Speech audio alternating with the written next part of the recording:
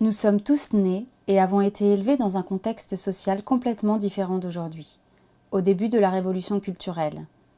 Le milieu des années 60 en Chine était une époque durant laquelle l'individualisme et la poursuite de la richesse étaient non seulement découragés, mais aussi systématiquement réprimés.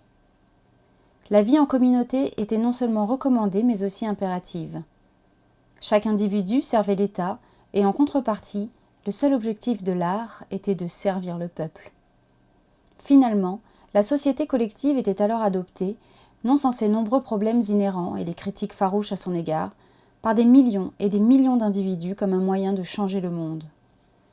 Quand la Chine entra pleinement dans le monde, au cours des années 1980, ce cadre a été vite remplacé par un paradigme du capitalisme tardif, global, quoique doté de caractéristiques socialistes.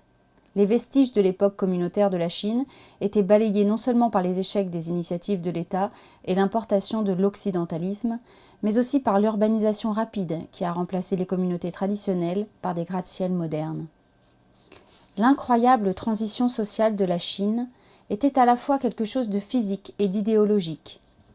La fortune individuelle était alors immédiatement associée à l'exclusivité sociale et à l'aliénation. C'était précisément cet environnement de commercialisme crasse et d'égoïsme qui nous a fait adopter un sentiment général de désillusion parmi nous cinq. Cependant, notre désillusion avec ces temps encore plus égoïstes ne se limite pas à des lamentations. Elle cherche du réconfort auprès des formes collectives. Ce sont des formes qui ont été renforcées à travers la lutte prolétarienne et qui ont été aujourd'hui transformées en une lutte pour l'individualisme. Cependant, pour ceux qui ont grandi sous l'ère du socialisme appliqué, une mentalité commune persiste toujours. Manger ou voyager au sein des grands groupes est un témoignage de cela.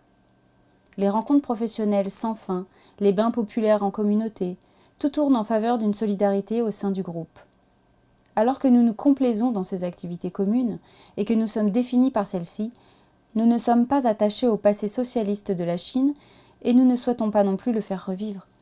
Nous sommes plutôt intéressés par le vide que cet héritage laisse dans la société et les possibilités que le socialisme offre en tant qu'espace imaginaire.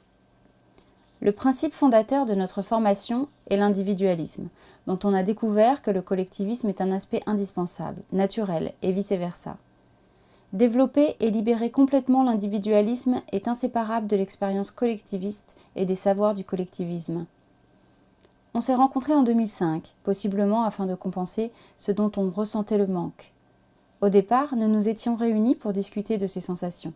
C'était enthousiasmant, mais sans direction. On réalisa très vite qu'être ensemble était essentiellement notre mode de vie. Le jeu devint de plus en plus relié au « nous », non pas connecté dans un sens religieux ou idéologique, mais plutôt par de simples activités comme le fait de manger, de boire et de jouer.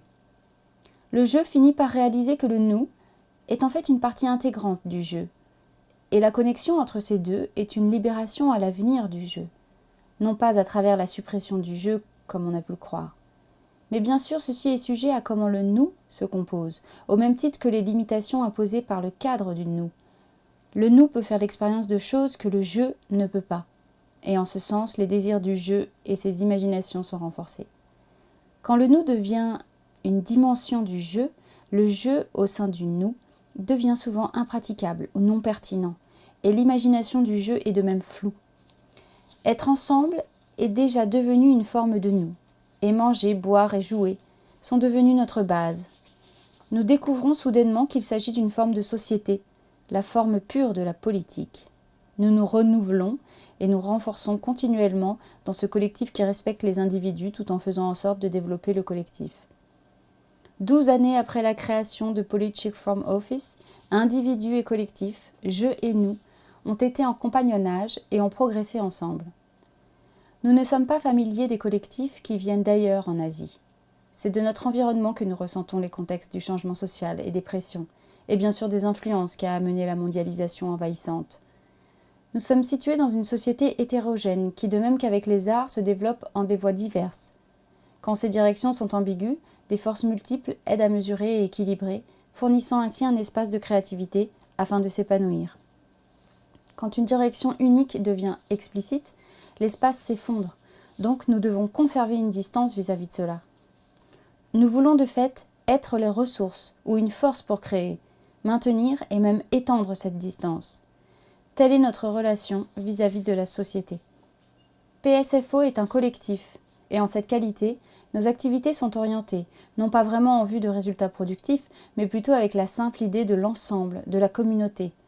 Le résultat tant désiré d'être réunis est simplement la culture d'une conscience collective, à l'accroissement des capacités intellectuelles et spirituelles des individus à travers l'expérience partagée, le temps et l'espace.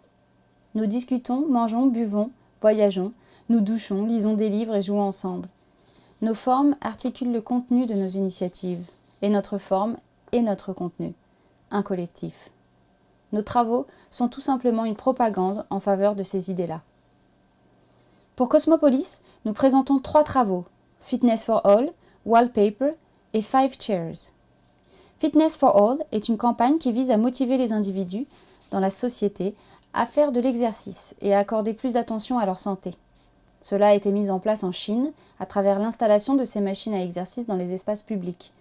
Ici, ces étranges machines sont reconverties en des sculptures contemporaines interactives et invitent le public lassé du monde de l'art à se détendre ensemble.